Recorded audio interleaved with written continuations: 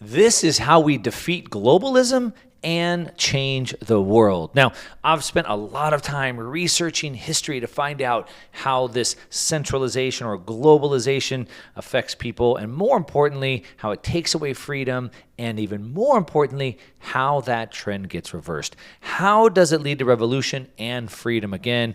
And by following those exact same steps, we can achieve the same things. Now, there's a quote from Socrates. He says, "Don't focus your energy on fighting the old, but on building the new." Building parallel structures is how we win. It's something I talk about all the time. And today, I am sitting down with someone who is doing just that. They are focusing their efforts on building parallel structures. It's one I'm super interested in because it's something I'm actively doing in my own life, and I learned some things on this interview that I will be using. I'm talking with Texas Slim of the Texas Beef Initiative, and he is changing the world by defeating these or by creating these parallel structures. It's a great conversation, whether you like meat or not. I encourage you to listen to this interview. Let's go ahead and jump right into it. Let's talk about what you're doing. So, the world's changing super rapidly. Yes. And I talk about a lot where there's like these three revolutionary cycles that are converging, a 250-year political revolution cycle that swings like a pendulum, and it's been swinging towards centralization. And now we're maxing out on centralization, and the world is pushing back, and we'll swing back to decentralization, but it's going to take a long time. And so we can see that the centralization is like they're hanging on with everything they have. They're squeezing, but the more they squeeze, the more people push back. Henry Kissinger framed it up for us. He told us that the attack vectors were going to be control the food, control the energy, control the money. So it's like food, energy, money. And so we can see that, right? We got food under attack, energy under attack, and then, of course, the money is under attack as well. Not just by destroying fiat, not just by destroying our assets, our savings, but then with the introduction of CBDCs that are coming. So you're working on that, right? Yes. I mean, that's you see that framing up, you see that those threat vectors, and that's kind of what you're focusing on. Yeah, 100%. I mean, COVID, of course, everybody says, well, hey, it was kind of an awakening. I think a lot of us, already knew some stuff was going on. I started kind of dropping out of the centralized. I come from big tech there in Austin. I grew up farming and ranching, agriculture, that's in our blood. I'm seventh generational Texan. I grew up in a decentralized mindset close to earth. Well, I got tired of that when I was 19 and I had to go, see the world. Fell into big tech, and I've seen the progression of technology. I've seen the progression of this centralization. And in about 2015, 2016, I just dropped out of technology and I was done. I didn't like where it was going. I didn't like the over centralization of it. I didn't like the cycles that big tech brings, as far as the boom and the bust. I've been through a lot of those. And it was just something that was defeating, as a person that had been in it for several decades. And then, of course, 2017, 2018, I started really looking at food just a little bit because I could tell that there was major consolidations going on across the world. And whenever COVID did hit, I'd already been doing some food intelligence. That was something I kind of came up with when I started going deep down because I became a research analyst in big tech. So I started using those research skills. And what I noticed is that they were doing something that they like to call the One World Food Group.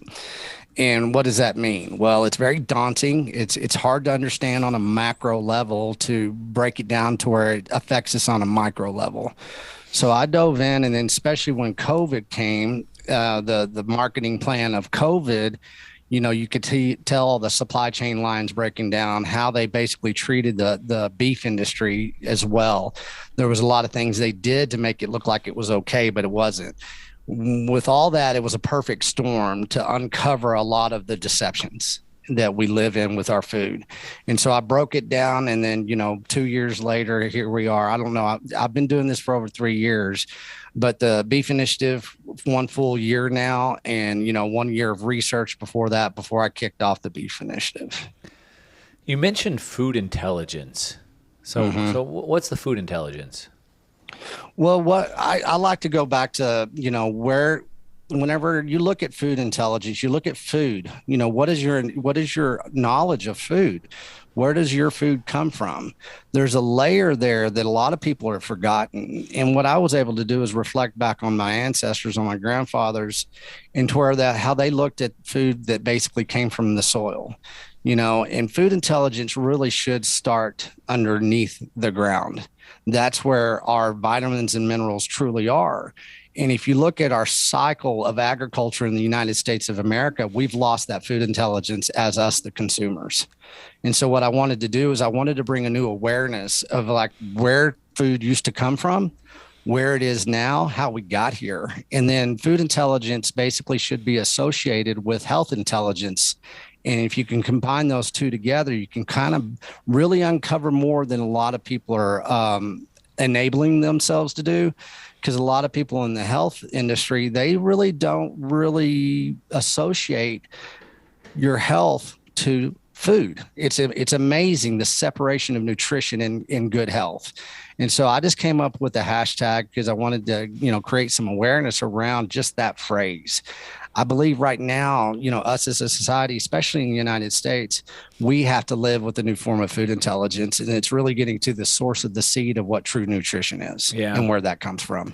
Yeah, it's insane that people just, I guess it's not insane. I mean, I guess it's intentional, right? We've been purposely educated a certain way where we don't put any attention into the food. And in today's day and age, it's interesting because in today's day and age, it seems like health is at the forefront where we have every new gadget and every new watch, and our beds now have electronics in the beds that can track your sleep, and we have the new sneakers and all these classes and all these things. But like it starts with what you eat, and I'm constantly amazed by people who say, calories in, calories out, and it's just like total calories, and it's like no, like you have 1,000 calories of soda per day, and I'll have 1,000 calories of steak per day, and let's see what happens, right? Like it's not the same, and so it's just like the lack of intelligence, to use your word, is pretty amazing, and then to think that then we get the food, and then it goes through our gut biome, and then almost everything from our emotions to all of our health comes from that. Mm-hmm. It's interesting. It's purposely been withheld from us. I'm guessing that's my. No, it has. I mean, we go back. I mean, we could talk. You and I could talk for a day, and we wouldn't have enough, right? So I like to look at. I always tell people about the cholesterol lie. That was a big lie with Ansel Keys. Throw people down some rabbit holes. The cholesterol lie, the fat-free lie. The seed oil lie, in which we've come from. And if you look at how we introduced fake commodities into our food system in the early 70s, whenever we lost the value of the dollar, went off the gold standard, well, you can look at our health as well, and you can do a correlation, and it's basically the same chart. Our failing health is the same as the failing dollar. So if you understand that, okay, this is a thing, as people like to say, well, why is it a thing? Well, it's because we have an apparatus, the industrial food complex. It's a global complex now. And they came at the farmers, ranchers, people, nutrition. We had to feed the world. Well, we never fed the world. What we did is we introduced a lot of food into our system that we don't even need. We don't need it to this day. It makes trillions of dollars on the commodities markets, with subsidies. It's daunting, like I say. But what people don't understand is a lot of the nutrition that is basically, looked at in our society today. Where did it come from? Where did that nutrition study come from? Well, a lot of times it came from grain companies. It came from chemical companies. And so you have this cycle of nutrition in this nation that never completes. It's just a hamster wheel. Yeah. And basically it keeps people, chasing that health narrative, that nutrition narrative, that calorie narrative, because what it does, it is people get, I guess they get confused, because even with great intentions, if you're looking at labels with your food anymore, if you're looking to the FDA to basically keep you safe, or the USDA to keep you safe, you're going down the wrong path Yeah. because our labeling laws are corrupt. What they've done even this last year with the generally recognized as safe law that the FDA uses, the amount of chemicals that they introduce into any type of food product, you don't know what you're eating anymore. Yeah. And basically that is something that people have a hard time understanding because we are trustworthy people. Yeah. Um, I'm someone who I've spent most of my life at this point now in diet and nutrition and exercise. So big time in the gym and bodybuilding for decades, Sure. and trying every diet and all the supplements and everything. And I was in the no fat or low fat camp, and I did the best I could, right? And then for the last decade or so, I've been trying to kind of like eat what's living or was living. Keep it pretty simple. I heard maybe a couple years ago, I heard someone asking like this other doctor talking about this topic, and they said, when I'm looking at a label, what am I looking for? Like what should be in there, what shouldn't be in there? And he said, if it has a label, don't eat it. Exactly. Right? If you think about it, like no meat has labels, no fruits or vegetables have labels. None of that has labels. There's only the stuff they make, the processed foods have labels. It's a pretty good way to go. The problem is the convenience aspect of it that's got most of us down that trap. And then to the point that you made, it was actually Safety talked about, it was years ago, I heard him talk about, it was at BitBlock Boom, I think 2019, he said he gave a talk called Fiat Money, Fiat Food. Mm-hmm. Yeah. And so as the fiat money system has created massive inflation, we've tried to offset that inflation in many ways, and one of those is making our food cheaper. And so trying to find cheaper and cheaper ways to mass produce it and to offset that inflation. Yeah, our food is so cheap. I mean, if people truly understood the route of our food that it takes, I just give certain examples about how much our food has been subsidized and commoditized in a way that the profit is made on the corporate level. Once it gets down to, let's say, the supermarket, then we're just becoming the recycling bin of that corporate waste. And I say that very confidently because of the health. And what you see is that our food has gotten so cheap and it's lost that nutritional value. The profit margins are what is fought and basically engineered for. It has nothing to do with the nutritional value. And by having that target market of margin, that they're shooting for every year in and out, it becomes an inflationary, chase to where you're never going to get the margins that you had back in the day. And you're going to basically have to debase your food. And that's what Safety was talking about, is how much our food is debased based on a dollar that is so debased. Yeah. And it's a mirror image. Yeah. I remember years and years ago, I watched a documentary called Fed Up, which anybody who's listening along, check that out. Came out in 2014. And basically they talk about, and they show going back, I don't know, 100 years in history, and they show how the food lobbying efforts have lobbied the government to change the laws, the regulations, the food pyramid, and so forth.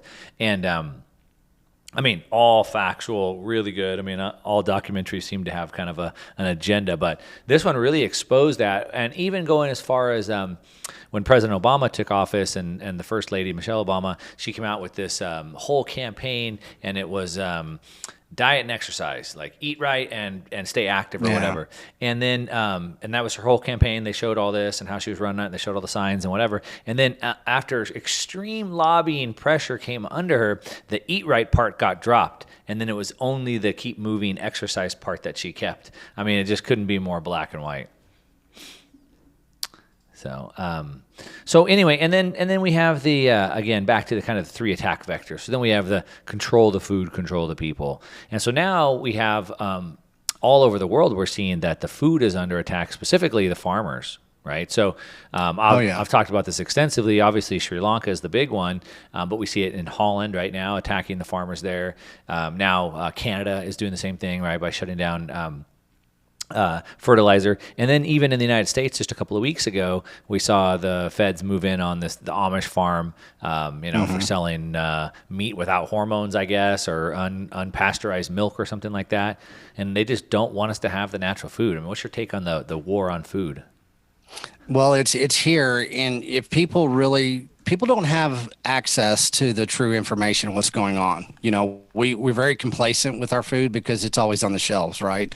We don't have to worry about it. It's not a stressor, and so by that type of complacency that's built, there has been a basically industrial food shift that's been going on right now. This year, everybody is starting to kind of wake up. There is a global industrial food shift that is going on right before our eyes. And what it is right now, in the Netherlands, that's a land grab. Basically, they're going for the land, and they will have that land because it's a 10-year plan. We know the Great Reset and everything. But what they're doing is, I tell everybody, the short and the quick is they're taking the cow, the animal protein in the soil out of our food, and they're turning it into the lab.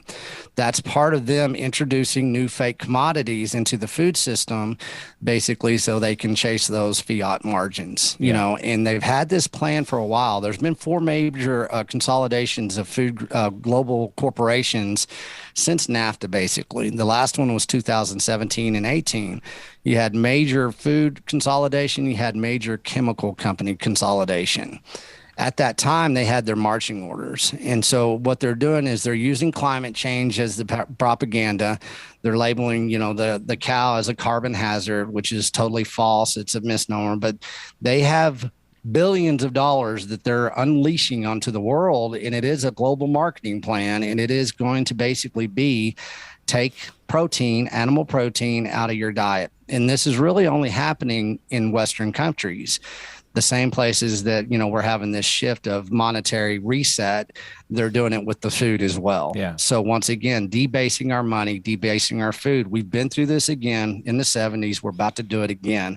And a lot of people are going to get trapped by it because they don't understand the complexities of it. Yeah, and they're saying as much. So Bill Gates, who's one of the biggest pushers of this fake protein, fake meat, sure. He says specifically the rich nations should go to synthetic beef. He says that. So not the poor nations, the rich nations should be the ones to do that. So to your point, they're really pushing it here. I also view it as like, it depends on if you view this as evil or stupidity. And I ask this question all the time in my videos. And I think that it's some of both. I think there's some people that are evil. Some people are just going along with it. They don't know better. But, if you look back, it's like people are driven by greed. They want to make money. And so you can't really make a lot of money off of natural stuff. And so they have to make it proprietary. So like in the U.S., like cannabis has mostly become legal, right, in California for sure. And so then they started using it for medical purposes. But the pharmaceutical companies can't make any money from it, so they have to change it, right? They need to make it synthetic, and then they can control it. And so the same with meat as well. Well, if we could only make meat synthetic, how much more money could we make, kind of a thing. And so, we've seen them pushing that. I think Bill Gates is invested into all the fake meat companies. Even in the United States, like 85% of the meat comes from like 4 processing plants. And those 4 processing plants are also invested into the fake meat company as well. That's what I always tell everybody. Yeah, they're the biggest investors. And those big 4 processors basically control really the world supply of beef right now. And that's another rabbit hole that, I take people down, and to understand, going back to the point of, Western countries not, eating real beef, but eating synthetic. Well, right now, you go down to America. China created a beef industry in South America, and it runs out of Brazil, which is JBS is headquartered out of Brazil. They were founded in Manhattan in an apartment, believe it or not. But now, Brazil exports more beef than the United States, and a lot of that beef basically goes to China. China is buying all kinds of beef, and they're not slowing down. And a lot of the good beef that we actually do steward here in the United States goes to China. We get the crap beef from South America, Australia, and Africa. So Americans really are not even eating United States beef anymore because we're selling it on the global market to the highest bidders, that being the Asian countries, from South Korea to China to Japan and then across Europe. by squeezing the American consumer out of that market, then we're selling to the highest bidder. Will they introduce this new synthetic, type of meat protein? And they do it with zeal because we are going to eat it because we think everything tastes good, and we strive for convenience with our food. And I always tell everybody, if you're going to strive convenience with your food, you need to look at food as survival, not as convenient. And if we can change our mindset, then we can kind of change the perception of what's really going on. Beef is not going away, and they're not going to get rid of cows. There's 300 million cows in India. They're not doing anything to those cows. They're not going to target those cows as carbon hazards.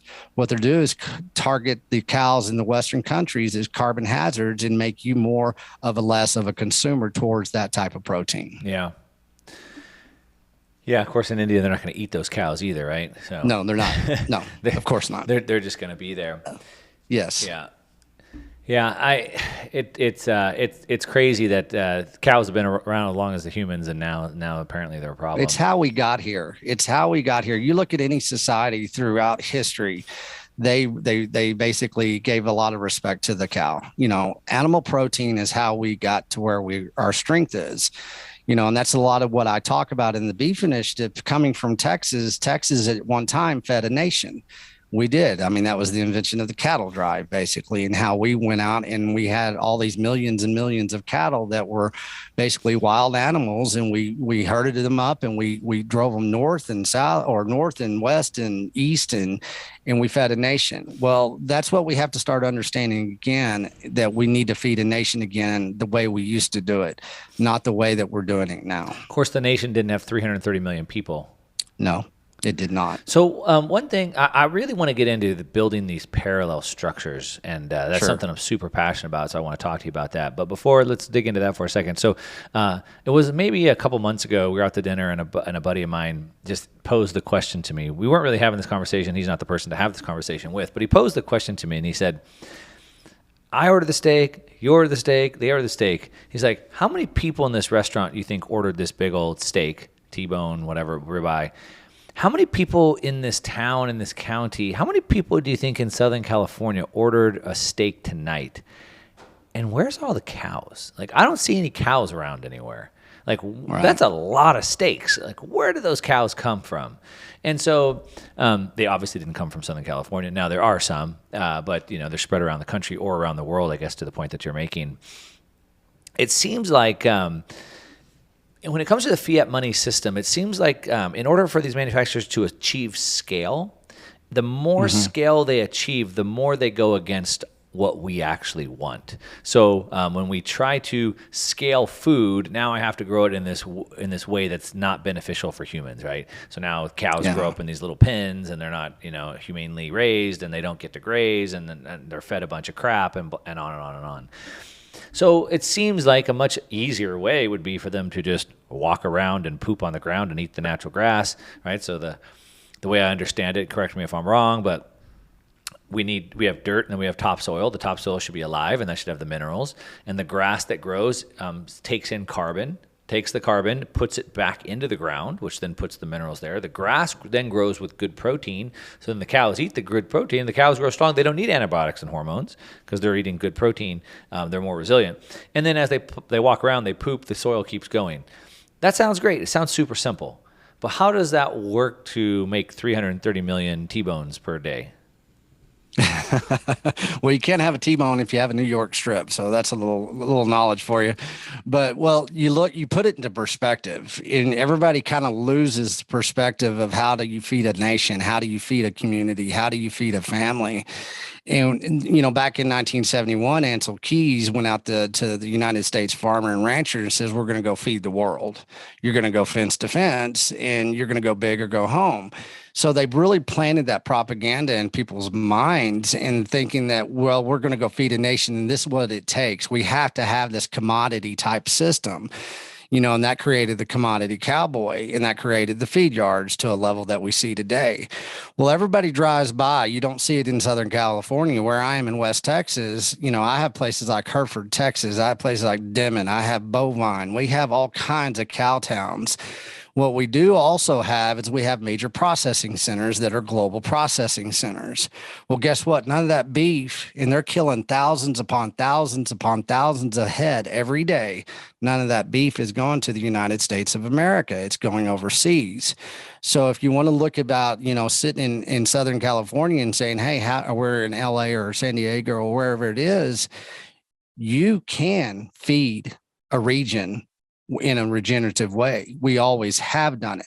We have not been given the opportunity to do it because we went into monocropping, went into mass grain production that became basically the commodity that we feed these animals.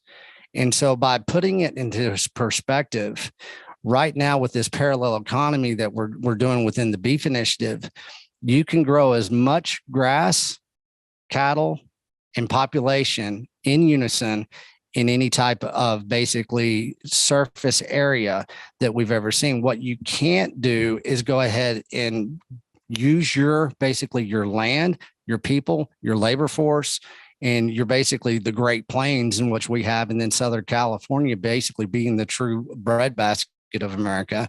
If you're going to use all of that land in the United States of America, no, you can't feed 320 million here because you're feeding 1 billion overseas. So let's put it in perspective. America can feed America in a regenerative way. That's how we got here. We did it. We can do it now. And actually, it is a hell of a lot better for the environment. It's a hell of a lot better for the animals. It's a hell of a lot better for our health. So, whenever we do comparisons, let's compare something that is valid, that was where we came from, where we are now, and where we can go, not to the deceptions of people that were taught for generations thinking that we were feeding the world, because we never have fed the world. All we've done is basically created some really crappy supply chain lines and some really, really devalued food is what we've done. Well, we are feeding the world because we're sending it to other parts of the world. We haven't fed the entire world, but to your point, we're selling it over there. Sure.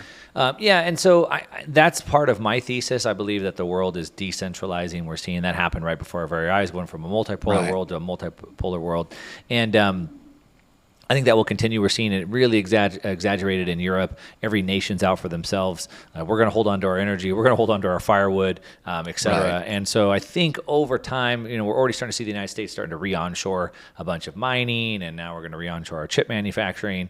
And so probably, maybe, hopefully a lot of that goes away at some point. We're going to have to start to think that way if we really want to succeed. I know, talking about California, you said the breadbasket. So along the border of Mexico, it's the desert, man. It's hot. Yeah. It's 120 degrees in the summertime. It's the desert. There's no rain. There's no nothing. But the Colorado River comes down from Colorado and goes and drains into the Gulf of California in Mexico. And 100 years ago, these guys got water rights, and they've turned it into the Garden of Eden. And they're growing alfalfa and all these crops out there.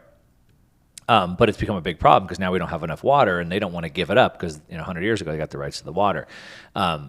It's a big mess. The federal government said, "Hey, you guys either figure this out, or we're going to come in and redistribute this." And it's a tough thing. I believe in private property rights. That's their private property rights, but at the same time, stuff changed in 100 years. But the one thing that makes me not sympathetic is, as I come to find out, and someone in the comments correct me if I'm wrong, but as I come to find out, as I've been digging into this subject, most of that alfalfa being grown down there is actually being sent to China. Yes. So it's one thing, I guess, I would suppose, if they're growing food for the United States and hey, we have to choose, right, one or the other. But if we're growing alfalfa to send to China, I'm less sympathetic to that situation. Well, you have alfalfa out in California. We have grains all the way up through the Great Plains here in the middle of America. Right now where I stand is south of Amarillo, Texas, in the Panhandle. Well, throughout COVID as well, everybody was talking about Bill Gates. Well, China bought over 200,000 acres of farmland as well. And so all of that grain that is being produced, from soy to corn to wheat, everything that you do in the middle of America, a lot of it is already being shipped overseas to China. China has a hard time feeding their population. And what they're doing is they're doing asset reallocation with our land here. They're doing food reallocation. from the United States of America. So to your point, yeah, I mean it's on a global market. That's part of the One World Food Group. It's on a world macro trading apparatus. That's part of the problem.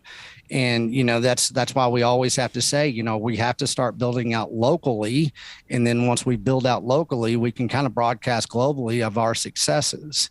And if we get that mindset, it's kind of a reverse engineering of what we were taught, really. And if you do that, you go to back to one family at a time, one community at a time. Where I grew up, every little town had their own processing center. The town got the grain first, the town got the animals first, and then they spread it out from there. And if we can reverse that, and which a lot of people are already doing, it is something that's been going on for a while, but they've been doing it in such a centralized way that they're starting to understand that we need to look at how it was decentralized in the past, like for my grandparents, and start using that business model instead of the business model that was presented to us in the 70s. Yeah. Now, just for everyone listening, I did a video talking about how Bill Gates is buying up all the farmland. He's got over 200,000 acres. China has over 200,000 acres. We have almost 920 million acres of farmland in the United States. Right. So it's like a 1 or 2%. It's like super tiny. But to the point you're making, though, China has almost no arable land. So China has to import over 85% of its energy. They have no fresh water, and the water they do have has been horribly contaminated. And they have no arable land. They can't grow food either. And so they've had to almost colonize the world, so to speak, right, and try to bring those resources in. But the United States doesn't have that problem. We have the resources. We just have to manage them appropriately. Now, one thing you were talking about, okay, but before I jump into that, let's talk about this. Let's talk about these parallel structures. So Sure. when the reason why I'm super passionate about it and I talk about it all the time is because I understand what's happening. I understand that the governments are getting bigger. Power is being centralized. You talked about the World Economic Forum and their 2030 agenda. And it's easy to see that we're in peak centralization: World Economic Forum, World Health Organization, World Trade Organization, UN, IMF, et cetera. And so all of this is becoming centralized. And again, we have the attack vectors: food, energy, money, right? And so we're being under attack. I'm concerned about this, as most people paying attention should be. I don't like that. I like the decentralized world. The United States was meant to be decentralized as a republic. And so I don't like that. When I look at communism, I recently wrote this book with Alex Fetsky. We co-authored the Uncommunist Manifesto. And so communism is something I've studied extensively. And when you look at the USSR and how it eventually collapsed in the 70s and into the 80s, one of the things that in my study seems to be what really helped push it off the ledge to eventually collapse and cushion the blow for when it did was parallel structures. So because communism was so restrictive and so strict, people were forced outside it to create black markets. And the more people that left the existing system to go start the new system, it lowered the amount of control they had. And so it caused them to fall even faster. Like if I had a party here and I kicked everybody out, eventually I don't have any control of those people because I kicked them all out. Now they have their own party. And then when the inevitable collapse came, it was cushioned because now there was all these parallel structures. Exactly. And so I'm passionate. We need to build these things up in food, in medicine, in education, in media, et cetera. Do you see that same thing? And is that kind of what's motivating you? Yeah, I like how you frame that because, it gives some people some insight to, even during these times of mass prohibition of, space and time and, money and just, freedom. There's always a time during mass prohibition for mass innovation. And I see that's what's going on with these parallel structures, as you say. It's kind of a pillar of strength in times of chaos. And what we have to do, in what I've been doing with the Beef Initiative and from day one, is that, people think that they have to have permission. We don't have to ask for permission. And especially when it comes to the ranching industry, let's just say beef, that's what I'm focused on is cattle. Within the cattle industry, it's a living and breathing industry. It is so complex that it's hard for people to understand. But if you come from where I come from and the ranchers in which I do work with and who have come through within the Beef Initiative and we're functioning, what we understand is that in a lot of ways we are already there. We are already decentralized, and we have a lot more leverage than people realize. And we're doing it by following the law better than the law knows itself. And you brought up earlier, processing, 85% of our food in the United States, especially animal protein, is by 4 processors. Well, guess what? There's many other micro processors that don't play that game. They don't play that commodity game. Most of the animal protein that is processed in these processing centers, these global processing centers, follow the commodity route of commodity grains, chemicals. In the big four. The big four. Yeah. And so, they have to answer to the technology use agreement. They have to worry about certain inputs. They have to use certain chemicals. They have to use certain antibiotics. And they have these touch points within that system. There's middlemen. Well, if you can shrink down the scale of basically the vertical integration from the soil all the way to your fork, a lot of people are already doing it. What we're doing is bringing that awareness, and we're honing it. We're basically finalizing that vertical integration to where our big thing right now, and I'm launching next week, I'm making a formal announcement next week, is we have the Beef Initiative Association Council. We have a council of successful processors that are producer processors on the micro level. And so we're consulting people to basically start building processing centers again in their communities. We have about 4 or 5 under our belt that we've been working on the last 2 years. And so that's a pillar of strength that we have right now, and we're moving forward with it, and people are starting to understand it. Now, is that in Texas specifically, or around the United States? Yeah, we're starting in Texas right now, but what we have the Texas certificate. You have Texas certification, and then you have USDA, right? In Texas, you can do stay in the state of Texas, and you can sell to the states around you, from New Mexico, Oklahoma, and Louisiana. If you have USDA, you can sell everywhere. I have a processor here in the Panhandle of Texas. He only wants to sell in a 60-mile radius, so he has the Texas certification. So we have a rubber stamp on Texas. We have a rubber stamp on USDA. And from the ground up, we can go in there and consult. We have a legal team. We have the Farm and Ranch Freedom Alliance. We have a lot of associations. We have some lobbyists. We have some representation of state government. We're going to start in Texas, and we're going to scale out. I'm already in talks with somebody in Colorado, California. So we're going to scale it out, but we're going to do a slow roll into other states, but we will get some established proof of work beyond what we've already done in Texas first. Now, one thing that I've become aware of is all these different laws that really prohibit or prevent ranchers and processors from actually even processing their animals and selling them. And I was surprised that in Texas, it's actually pretty strict. So I believe there's a law in Texas that says a rancher is not allowed to kill an animal and allow any of that meat to leave their property, even as a gift to like coworkers and friends and things like that. Yeah, if a rancher just going to go out there and just kill a cattle, I mean, there are, every state is like that. You have these small little laws that basically do kind of control the retail aspect of it and the wholesale aspect of that cattle. They want to make sure that cattle is earmarked for something that they do have a little bit of regulatory control over.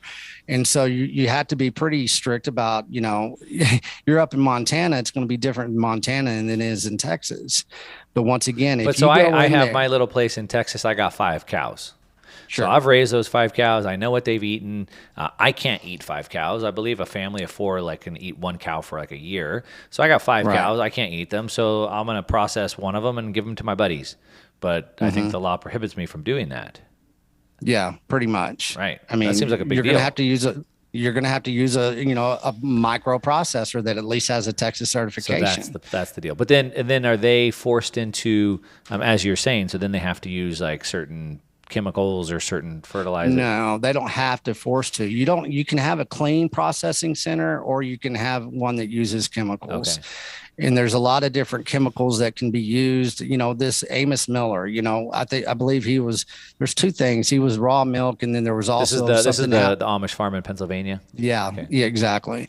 And so there's a lot of chemicals that that you can be introduced into that are USDA certified or Texas certified. Some people choose to use them. Some people don't. Both Justin Trammell of Panhandle Meats up here in the Texas Panhandle, he's a clean processing, 0 chemicals across the board. And one of the chemicals that a lot of people are confused about, whenever you actually do harvest the cow, you skin the cow and you put it on the hook, you basically need to spray it down. Keeps the insects off of it. A lot of people just use vinegar and water mix. A lot of people use something that is USDA certified that people can say, hey, this is still somewhat organic. So there's so many semantics that get into this. We look at it as that we're only thing that we'll ever touch are clean processing centers. And so you being down in Dripping Springs right now, today, you could call Cole Bolton of K&C Cattle of Hometown Meats. You've got 5 cattle. You're going to be able to process those cattle in your name, and you'll be able to do anything you want with those cattle. Usually it is, giving it away to your family. That's legal. Sure.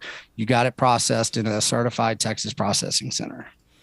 So it's about who processes it. That's really where it comes down to. So sure, I can't. And each state is different. I can't process it myself and give it away. I have to have someone else process it for me. Yes. What about What about wild game? So I got a deer on my property. I process that and give it out. There's game. Yeah, there's gaming processing in Texas. I mean, you're going to see it. I mean, we're on deer season, so I know. So you have a lot. I can clean a deer and give it to my friends. You bet. But I can't. Yeah, I can't do it with a cow.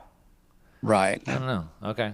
I was just surprised to see that because, like I said, I can clean a fish and give it to my friends. I can clean a cat. I can clean a deer and give it to my friends, but I can't clean a cow and give it to my friends. Well, I mean, what are you going to do with that cow? You're going to go out to the barn and harvest that cow? Is that what you're talking about, or doing it professionally? Well, just like I would clean a deer, right? If I got a deer on my property, I'd clean the deer. I'd process it. Right. I've done that. I've never done a cow, but I would just imagine it's just bigger. It's just bigger. It's pretty daunting. Yeah, right. I don't want to do either. Right.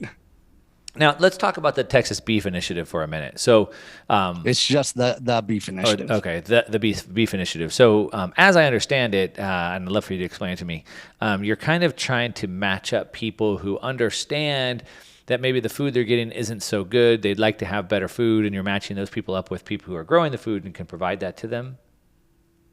What we're doing is we're decentralizing beef, and that's what we're doing. We're basically connecting farmers and ranchers to consumers, and we're cutting out all the middlemen.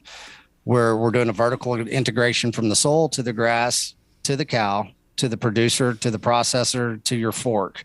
We basically know every one of those touch points. We don't have to worry about anybody else. We don't have to ask for permission. We know where the soil came from. We know where the cow came from. We know who the processor is. We know who the producer is, and we know you, the consumer. And we've been doing that pretty successfully. There's a lot of programs that already do that. But what we've introduced is that we're allowing, and we're basically educating ranchers and producers on Bitcoin.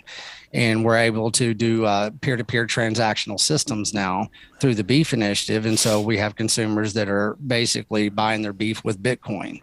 So we're giving options that is completely decentralized. And it's basically, we're not having to ask permission, and we're giving market access in a way that is very difficult to find in this United States right now, because you have a lot of farmers markets. You have a lot of different ways of, people trying to have community food programs.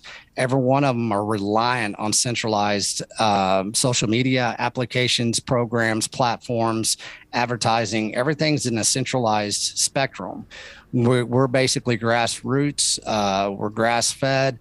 We're from the ground up, decentralized. And so by approaching it the way we have, we're building out certain regions across the United States where you can come into the Beef Initiative. You can find your producer. You can contact them basically and do a peer-to-peer transactional system. And you don't have to worry about any of the middlemen. Okay, so kind of like a matchmaking service where I can now look at all these different producers, find the one that I like, and I can just interact directly with them. You bet. Yeah, again, like I said, I've been into kind of health and fitness for a really long time. Sure. Man, as much as I've studied it, I feel like I know quite a bit. I even helped my sister launch, I did the marketing, and I helped her launch a fast mimicking diet. So I did all this research into fasting and intermittent fasting and like all this stuff. I know more than the average person about it. And it was at that event in 2019 with Safety, and he was the one that told me about the carnivore diet. And I was like, what? No, that doesn't make sense. Like, we need vegetables, right? And now today, I'm pretty much a carnivore. But I've been trying to change the food that we eat, specifically the meat. And we lived in Puerto Rico. We were living in Puerto Rico in 2021. I started eating a lot of grass-fed beef over there, and now we just got this other batch of grass-fed beef. We ate it last night. Man, I just got to be honest. Like, I just don't like it as much. The kids didn't like it as much, and it's just like, man, that Costco meat it just tastes so much better.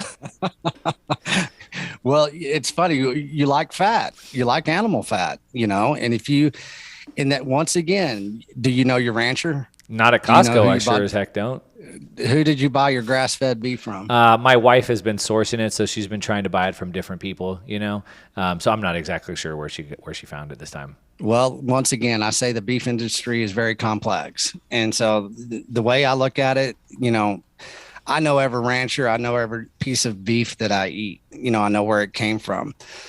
Whenever you talk about grass-fed and grass-finished, it's going to be leaner meat. A lot of times, grass-fed, especially in these days and times right now, you're in a drought out in California. We're in a drought here in Texas. Your grass-fed, grass-finished, maybe it's not going to have very much fat on it at all.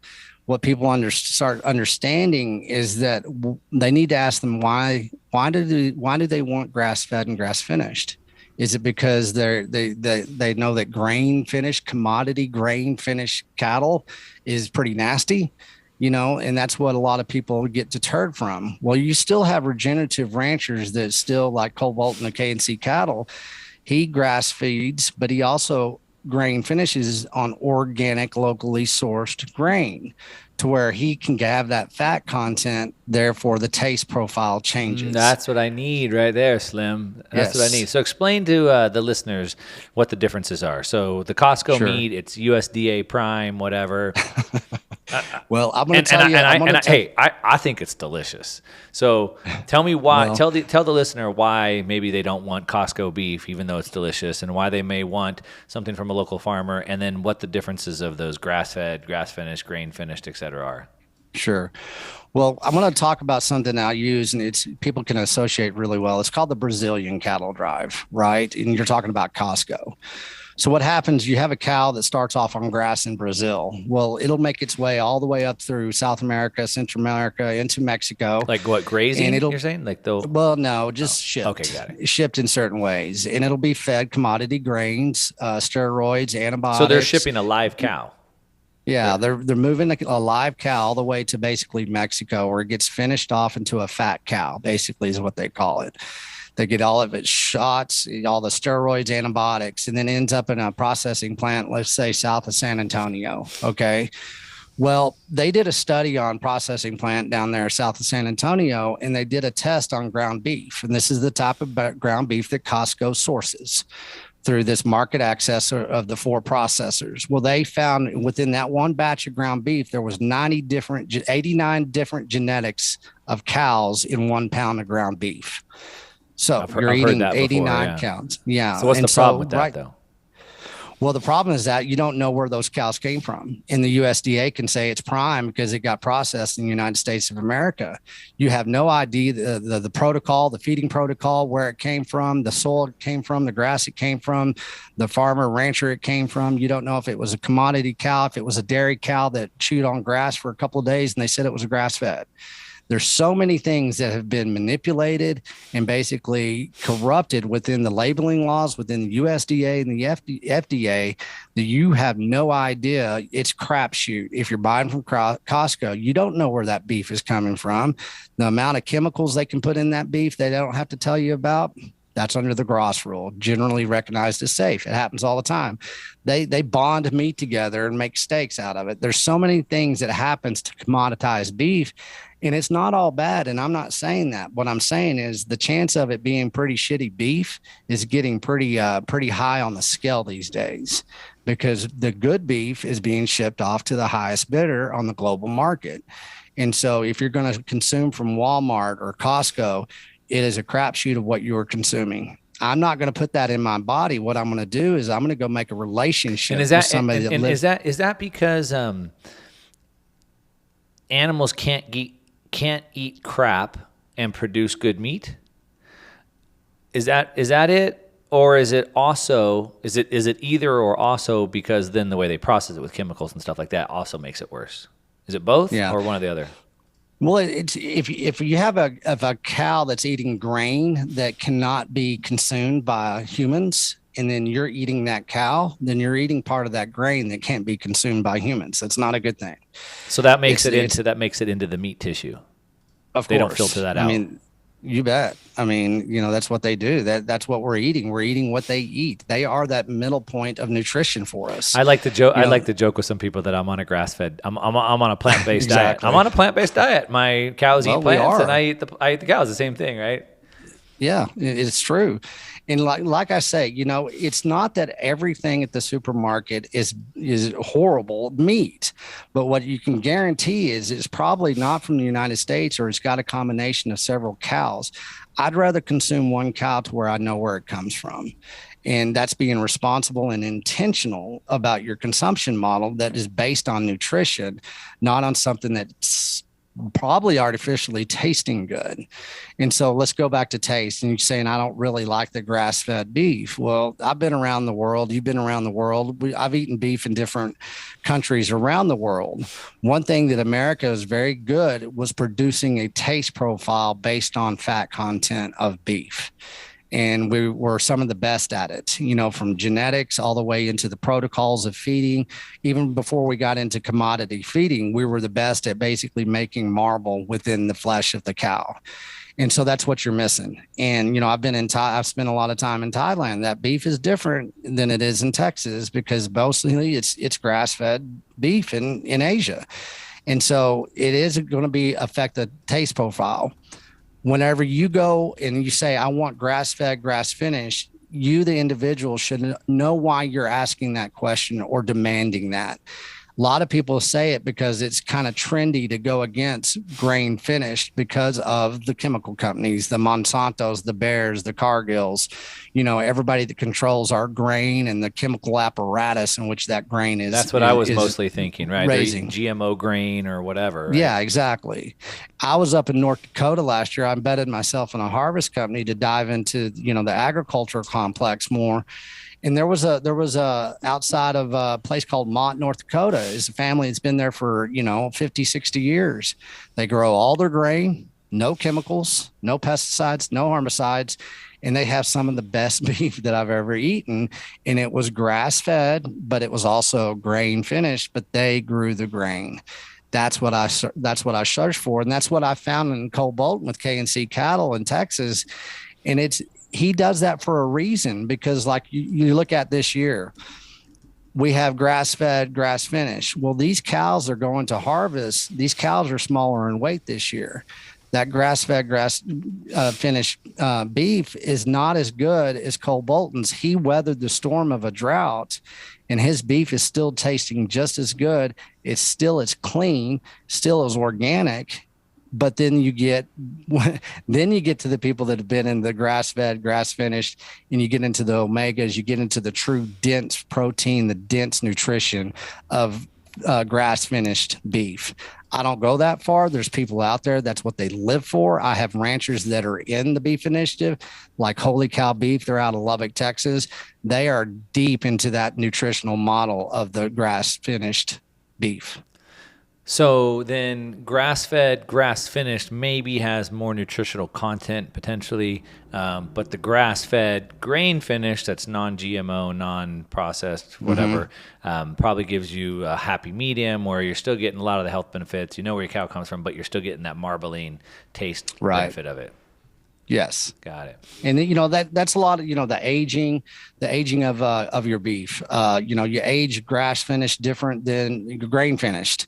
And once again, the complexities of it all are daunting, but a lot of people just don't have that access to that information to be able to make these educated decisions based on what they really want that tastes good to them, but is also just as healthy or just, basically as healthy as the next. So. That's good to know. All right. So we're going to have to keep trying some different meat until we finally find that one. Well, I'll tell you what, order from the Beef Initiative and get a beef box, and we'll send it out to California, and you can do a taste profile on that. and then you can tell me what you thought. Yeah, we're definitely gonna do that. And like I said last night, man, I was like, normally I'd have a couple plates of meat because that's pretty much all I eat, and I kind of like left some on my plate last night, and I was like, dang. Like, and the kids were like, I think I have to get my jaw stronger in order to eat this stuff. It is. I mean, grass finish. I mean, it's different. And once again, it's education. It's knowing what we're eating. What are we consuming? Getting to the source of the seed of what you actually eat. It means something again. Yeah. But you don't rely on packaging to tell you. Yeah. I had a friend in Colorado, and he said they were trying to do their own meat, and they were finishing it with algae, I think, because then it was really high in omegas, I guess. Right. He said they were having a really tough time trying to get the FDA to approve it. I've heard of that talk lately. I haven't gone too far that I've got a couple of ranchers out in Colorado right now, and they both grass finish because Colorado's very good. And once again, though, their marbling is up because where they're geographically located, they can get more fat into that grass finished cow. So once again, you look at the regions the cow comes from, where the soil is, what type of forage it has. There's a lot of different, protocols that go into basically getting the type of fat content that you would like. So again, the attack vectors: food, energy, yes, money, and so we're going to fight back against that centralization through decentralization, creating these parallel structures. You're attacking it head on with the food, specifically with the cattle, the beef, which to me is pretty much the food. Like at my place in Texas, like we have the cows. We're not growing any vegetables because like I don't really need vegetables. I'll just eat the cows. Like I like a salad too. I'll have a salad, I guess, but the food being the most important piece, or the steak being the cow being the most important piece. So on that front, what do you see in front of you? Is this an uphill journey? Is it an uphill journey because you're trying to combat the education and you have to get people to change their viewpoint? Is it also, or is it more an uphill battle because of the regulations and you probably see more of an attack from a regulatory standpoint? I think the regulatory attack that you speak of is more of a mindset that people think that they have to battle. I said before that, we're basically using the law better than the law uses itself. We're doing that within processing centers because a lot of the problems in processing centers has been the regulatory capture. Well, a lot of times in that regulatory capture, a lot of the regulations and inspections are for these massive processing centers. You have these inspectors that don't know how to scale down. And so what we're doing is we're getting the education out there to where it's not as hard to do those processing centers. And so there's not an issue as far as doing what we're doing. I don't see a lot of problems within regulations themselves. I think Amos Miller, he's always been kind of an instigator. He definitely fights the system on his terms, and he gets a lot of press by doing it the way he does it. I look at it like this. If we basically function as we're functioning right now, and we leverage the successes and we leverage the law as it is written and how it is being written moving forward, we're not going to have a lot of regulatory problems. The biggest problem is changing consumer demand to where people have an understanding that they do not have to basically source all of their nutrition from the grocery stores based on convenience. That is going to be the hardest thing to do, is changing people's habits and changing people's perspectives. The convenience. But once again, we're growing left and right. It's really picking up. The yearning for this type of new consumer demand and this new type of market access that we're leveraging from the past. People are there. They're ready to commit. And I think that it'll be something. I'm going to use all of the fear porn as much as I can to make people understand that you don't have to play in that mindset anymore. You can empower yourself by decentralizing your food. The best food to decentralize right now for your family and yourself is beef. And so that's my approach. Yeah, I love that. And I hope more people wake up. We've known this for a long time, but then through whatever you want to call it, modern education, we've seemed to lose that. I always think about Hippocrates in 400 BC said, "Let thy food be thy medicine, and thy medicine be thy food." And so and again, through the pandemic era, we were told we don't have this natural immune system. But if you give your body what it needs, good food, and you kind of take out some of these external stressors and things like that, the body can do a lot of good things. Like, it can take care of itself. Let thy food be thy medicine. So you got to start with that good food. I like what you're saying about, not really coming under attack from the regulators as much as just trying to overcome people's thinking, which I do like. I try to remind people all the time, specifically in the crypto space. At the Bitcoin conference this year, I was working the news desk, and they were talking about regulations, and we need more regulations. And if we got clear regulations, then we give clarity of what we do. And I'm like, look, we live in America. We live in a free country. We don't ask for permission. Everything is free, unless there's a law that prohibits that. And so we can continue to move as we see fit, as long as we can move outside of those regulations where they prohibited us. So to your point, we should be able to continue doing that. Now, as these things, and another quote from Socrates, he said, focus all your energy not on fighting the old, but on building the new. So look, I don't need to fight the FDA or the food pyramid or these regulations. I'll just focus my energy on building the new, which is what you're doing. I don't need to change the education system. I just pull my kids out and they go to school over here now. And I don't need to change the media system. I've just created my own media outlets, and I don't need to change the financial system. I just pull my money out and I use Bitcoin. And I think just last week when I was in Austin, my co-author Alex Fetsky and I, we went on Alex Jones' show in Fort Worth, and of course we had to orange pill him while we were there, and we said, look, the one thing, if people would stop looking at it as an investment, but rather look at it as a parallel monetary system, it'd probably do way better. And I think about without the freedom of payments, we have no freedom at all. And so it's cool to have these alternative school systems or food systems or whatever, but if I can't pay for those teachers to teach my kids or pay for the beef, what good does it do me? So we need that. So you're using Bitcoin kind of as that underpinning for this new parallel structure that you're building. I'm curious, what's that like? I mean, you're talking to hillbillies on the ranch who are growing cows. What do they know about this weird internet money kind of thing? Well, it's funny. Whenever I had the idea, I was in the gym, and it was way back. And I said, hell yeah. I said, these ranchers, they're going to be the best Bitcoiners that anybody realizes, because they already think in a decentralized way. They have to. They understand volatility. They think decentrally. They have decentral communications that they use every day, especially in the regenerative, field.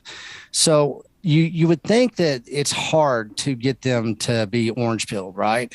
It really isn't. The way that I go up and I approach a rancher is, I started the moniker is, go up and shake a rancher's hand, look him in the eyes and say, hey, would you educate me? Would you tell me why you do what you do? Tell me where you're from. I want to know more. And once you start that conversation, most of these regenerative farmers and ranchers and producers, they're educators. They want to educate you. So I ask to be educated. Once you've developed that trust, what you do is you basically guess where the conversation ends up. You ask them, hey, what's your pain points? What is your prohibition that you're up against? Guess where that conversation always goes into? It goes into Bitcoin. I talk about store of value. Where's the store of value of a cow right now? I ask that to everybody. Nobody can answer except a lot of the ranchers. The store of the value of the cow now is in the USDA insurance policy. Well, it used to be in the cow itself, or it used to be in the land itself. Well, that's been taken away. That's not that's not even an option anymore. So I asked the rancher, would you like a new store of value that you have control over that nobody can take away from you? Your grandfather lived this way. Would you like to live like he lived? And so the conversations always do, holistically go into Bitcoin. So it's not as hard as you think as far as getting them on board. And within the Beef Initiative, we have a wonderful technology stack and partnerships now. We've teamed up with Oshi, we've teamed up with IBEX, and then we have, of course, our own innovations within it. And so our tech stack is just, it's proof of work. We've already sold, I believe, by this time, $250,000 worth of beef through our platform, which accepts fiat and Bitcoin. And so now, if you come in a rancher, he'll basically get onboarded. He'll get white gloved. We have a technology stack. We get them up and going, and it's in no time that they're up and running. Each rancher gets to basically fill out how they're going to use it. Some ranchers just want to save 2.7% by not using a credit card, right? They don't have to pay those fees to the credit card companies. Other ranchers are maybe they're doing 50% and they're keeping it in Bitcoin, or they're or transitioning it into fiat. It's up to the rancher, and we're always making sure that we're there on the education level, because their education. We always tell everybody that we're orange pilling ranchers, and the ranchers are ranch pilling Bitcoiners. And so it's a good balance right now. And, these ranchers are really starting to reach out. They're not looking at it as some funny money, some technology they can't understand.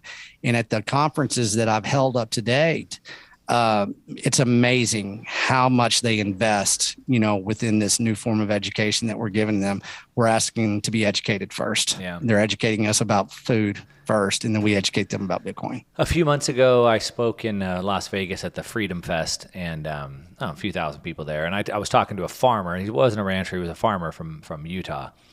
And he just couldn't get his head around it, and it was partly because he didn't understand money. Yeah. So I kind of had to go back and do you even understand money? And we had to kind of start from there, but it was interesting. But, the one thing that I've seen, over the last 5 years at least, is this kind of rise of, and it kind of came as a fad and kind of sizzled out a little bit, but the rise of people being able to order food, pre-made meals at home and have them delivered. And there was these big IPOs that were happening. And then there was the butcher's boxes and things like that. So it seems like it was a growing trend that maybe lost a little momentum, but is still there today. And I would imagine that most of these ranchers, or would-be ranchers even, if they could figure out the best way to tap into that direct-to-consumer market, they'd probably love to do it. They probably have better margins, and they wouldn't have to work inside of the system that's probably actively working to shut them down. And so maybe you're actively providing a better service. We're helping them go direct-to-consumer, which is good for everybody involved, it seems like. Oh, everybody wants to do that. It goes back into that vertical integration from the soil to the cow to the producer processor.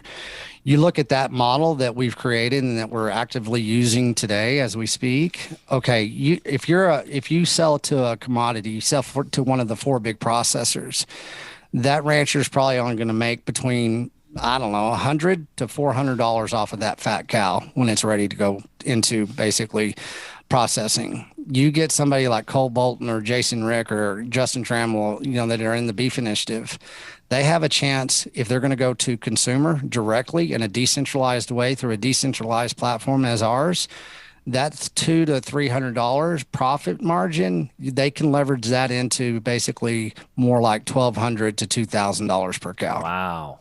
Like a 10x. That's what they've been stolen. Margin. That's what they've been stolen. That's what is going on in this country within our ranchers. So if they're